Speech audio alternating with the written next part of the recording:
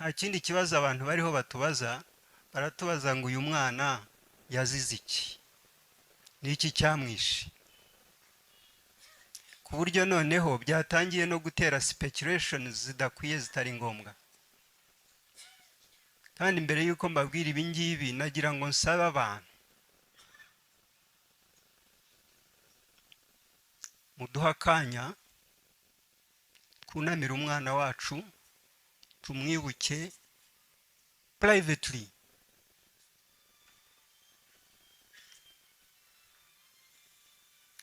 ntabwo twifuza yuko hari umuntu uducuruza.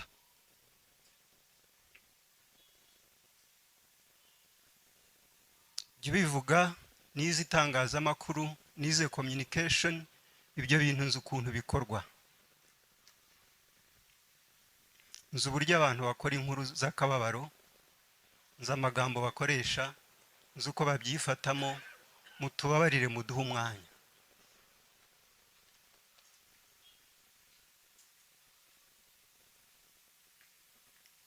mutubabarire muduhe umwanya.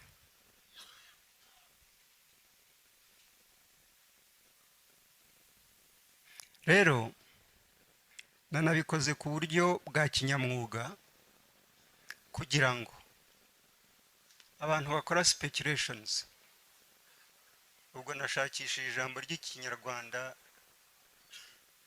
cyiza sinashobora kukibona vuba, ariko ni nk'abantu bakwirakwiza ibintu by'ibihuha mu nyungu zabo bwite, bitari mu nyungu z'uyu muryango wa Seka. byatumye ibyo nshaka kubabwira mbyandika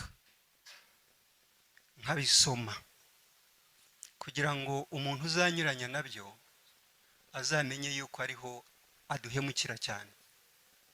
turi mu gihe cy'akababaro, ntabwo turi kuri match kuri stade.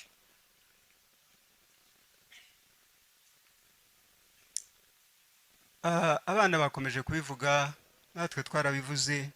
Sherissa yagize anniversaire ku itariki ya 26 z'ukwa 10 uyu mwaka, hari kuwa gatandatu.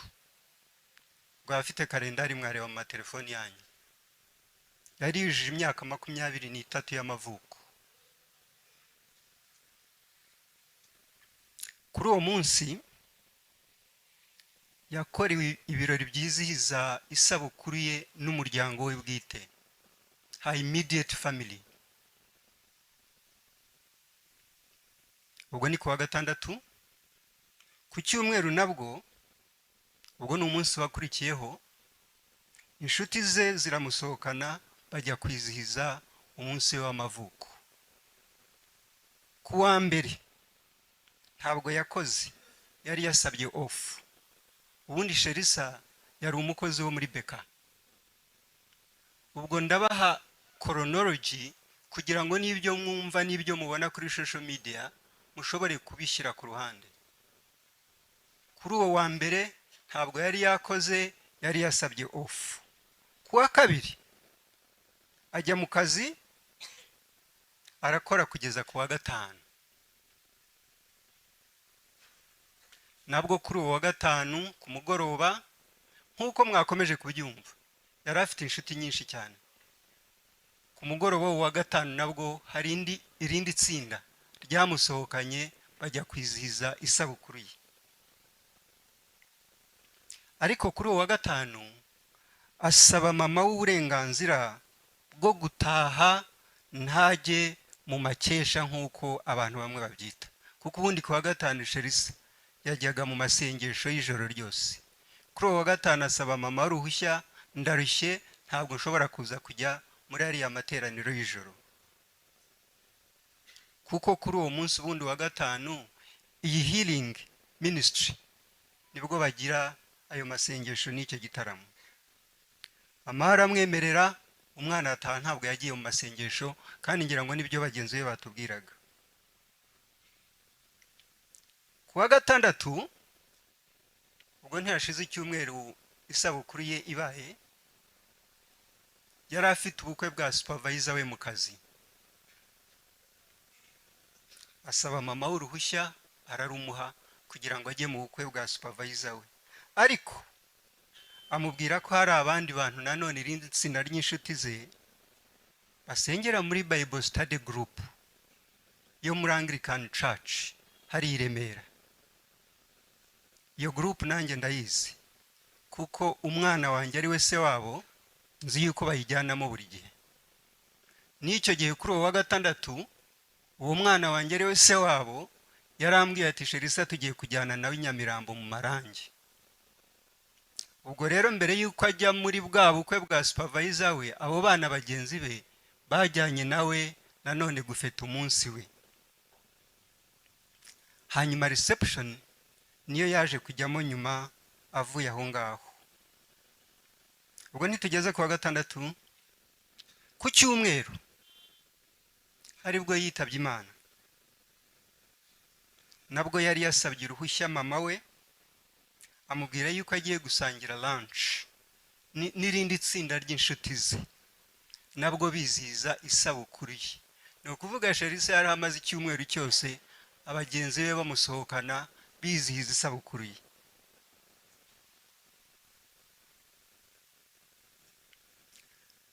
Ariko ku mugoroba w'icyo cyumweru aho basengera hari igitaramo, kandi Sherisa yagomba gukora protocol. Aragenda ajya gusangira n'iryo tsinda, ariko akomeza kubabwira yuko afite gahunda yo kujya ku church. Abagenzi be bakamubwira batari ko ni twebwe twagutumiye, kuki ushaka kuducika? Murabizi by'uru rubyiruko. Kandi noneho bose uko bakomeje kutubwira batubwiraga ngo niwe wabahaga ibyishimo. Umuntu ugira ibyishimo ubundi navuga yuko agira akazi kenshi, ko arwana no gushimisha benshi, kandi nabo baba babikeneye. Rero icyo gihe yaragiye ajyana n'izo nshuti ze barasangira, ariko mbere yuko agenda abwira mami we yuko agiye gusangira na bagenzi be, akaza kuza muri ayo materaniro y'umugoroba. Abaza nyina atari ko se wowe uraza kuzayo? Mama we aramubwira ati ndaza kuza. Ubwo urumva bose bari bazi yuko bari buhurire muri ayo masengesho y'umugoroba. Mama we aza kuva mu rugo hano ajya muri ayo materaniro. Ageze ariko ntabwo yahise abona Sherisa aho ngaho bugufi. Urabizi mu materaniro nk'uko turi aha, abantu bakora protocol kugira ngo ujye kumenya ngo uri muri iriya nguni arahari. Niko byakomeje kwibaza ngo umwana ari aho ngaho, ariko umwana akiri kumwe na za nshuti ze. Amubuze, kugira ngo ni bya bindi by'ababyeyi bajya bavuga ngo amabere yikora atonsa. Akomeza kwibaza ko ari ahandi hantu atari hamubona, ariko akumva ari aho ngaho mu rusengero byanze bikunze, kuko nk'uko abana babitubwiye, Sherisa nanjye ndabizi nare babwiye ejo, iyo mwahanaga gahunda mukavuga muti turakora iki n'iki, Sherisa ntabwo yashoboraga kwica amasaha. Yari umukobwa uzi time management, yari umukobwa uri organized ku buryo buhagije bwose. Ntabwo ari wa mwana w'akajagari. Uko yibaza ngo umwana ari aho ngaho muri ayo materaniro, bigeze mu masambiri y'ijoro nibwo mama Shema yaje kubona telefoni imuhamagara. Nta kindi bamubwiye ngo uwanjye yitabye Imana.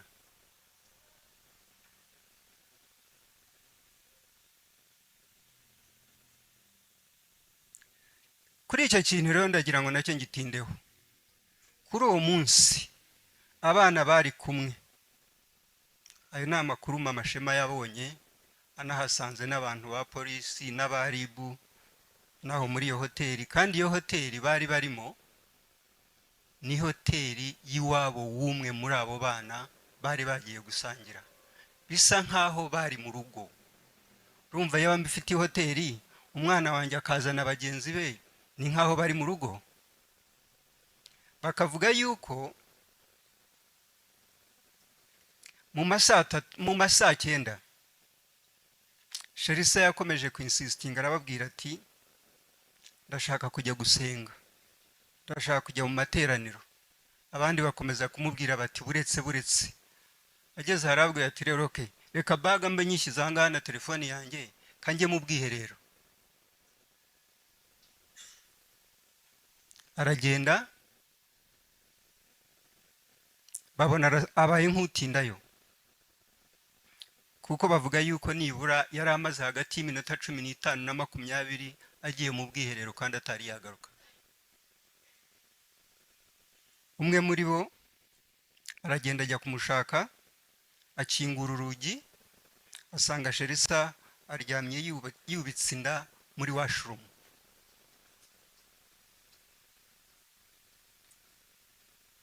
Yatabaje abandi of course bari kumwe, banatabaza na management ya hotel, cyane cyane yuko iyo hoteli yari iwabo umwe muri abo bana. Nabicyo bakoze bahamagaje inzego z'umutekano, hanyuma nkuko nari mbivuze haruguru bibaye nko mu masambiri, nibaza yuko inzego z'umutekano zihageze zakoze ibyo zagombaga gukora, ariko ntabwo bahise bamenya ngo uyu mwana iwawe ni hehe, ni uwande, kuko nabo bana mama Shema ntabwo abazi. Bagomba kuba baragize ikibazo cyo gutracinga ngo ninde twabwira. Ari nayo mpamvu nibaza yuko bamuhamagaye mu masambiri aribwo bamaze kubona telefoni ye, nabwo bakamuhamagara bamubaza uri mama w'uwanjye.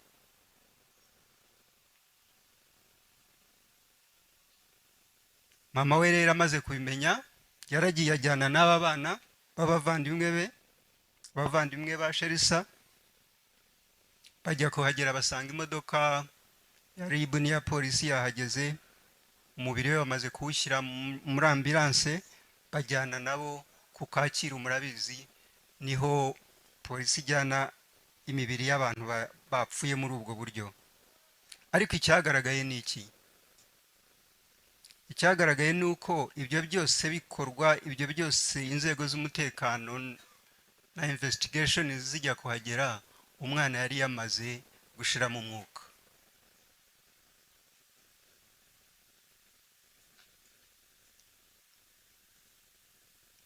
Ikintu rero nsorezaho kuri aka gace nababwiraga, inzego z'umutekano ziracyakora iperereza.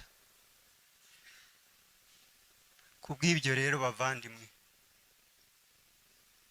ndabizi iyi gahunda iri live streamed, abantu barabyumva hirya no hino. Nimuhe umwanya uyu muryango kugira ngo wunamire umwana, nimuhe umwanya inzego z'umutekano z'igihugu cyacu kugira ngo zikore iperereza. Anyway, n'ubundi uyu mwana yitabye Imana, nta mpamvu ya speculation. Uraspeculatinga se kugira ngo umuzure? Urashakisha se kutubwira icyamwishe kugira ngo tumugarure? She's gone. Rero mutubabarire muduhe umwanya, and we mourn our child. Ndabivugana umutima uremereye cyane, kuko njyewe ibyo nize n'ibyo nakoze bituma ndi consumer ya all types of media. Iyo ngiye kuri X, iyo ngiye kuri YouTube, ibindi byose, kuko mainstream media yibikora neza, ariko ibi byateye social media. Turabinginze nimuduhe umwanya twunamira umwana wacu. Turabinginze nimwemerera inzego z'umutekano z'igihugu cyacu zikora akazi kazo. Yiba twebwe tutazishyiraho igitutu, kuki mwebwe mwiha kuzishyiraho igitutu? Abanyarwanda baca umugani ngo urusha imbabazi umwana, nyina w'umwana aba ashaka kumurya. Mutubabarire rero.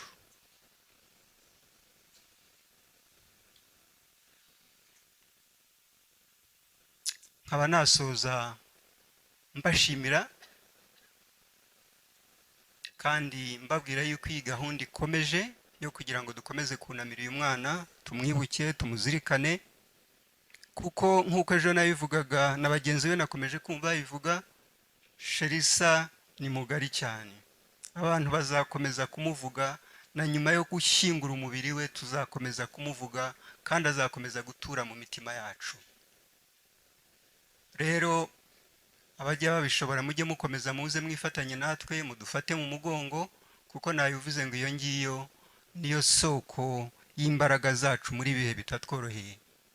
Ikindi nagira ngo mbabwire nuko kuwa gatanu ku mugoroba azaba ari umugoroba wihariye wo kugira ngo noneho tumwibuke ku buryo burambuye, tumuzirikane ku buryo burambuye, ngira ngo abantu ko iminsi ishira ni nako bagenda bagira imbaraga, n'abana bagenzi be batari bagira imbaraga wenda bazaba bazigize, babona umwanya wo kuvuga ku muvandimwe wabo, ku nshuti yabo, ku muntu biganye, ku muntu bakoranye. Uwo mugoroba rero kuwa gatanu uzaba ari umugoroba wihariye, ari bwo buzacya kuwa gatandatu tujya gushyingura umubiri we. Iyo ni gahunda nagira ngo mbahe, hanyuma hasigaye Imana ikomeze kubagirira neza, kandi twebwe nk'umuryango turakomeye kuko turizera, turavuga ngo Uwiteka Imana niyo yamuduhaye, kandi Uwiteka Imana nimwishubije. Imana ibagirire neza.